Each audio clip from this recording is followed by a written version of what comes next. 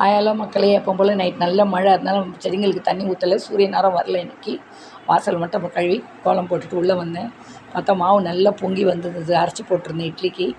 அப்படியே அதையும் எடுத்து ஓரமாக வச்சுட்டு இட்லியை ஊற்றலான்னு சொல்லிட்டு ஆரம்பிச்சிட்டேன். இட்லியை ஊற்றி தட்டில் அடுப்பில் வச்சுட்டு அப்புறமா காஃபி கலக்கலான்னு சொல்லி காஃபி கலக்க ஆரம்பிச்சிட்டேன். அதுக்குள்ளே அவர் ஹார்லிக்ஸ் கேட்டார், காஃபி வேணான்னு சொல்லிட்டார் இன்றைக்கி. அதனால அவருக்கு ஹார்லிக்ஸ் கலந்து கொடுத்துட்டு நானும் ஒரு வாய் குடிச்சிட்டேன்.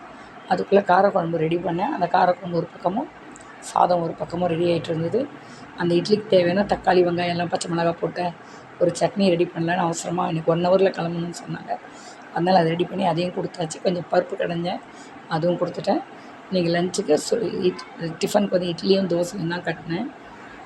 அதுக்கு சட்னியும் ரெடி பண்ணேன். வெங்காயமும் தக்காளி எல்லாம் சேர்ந்த சட்னி, அந்த வதக்கினேலையே அது.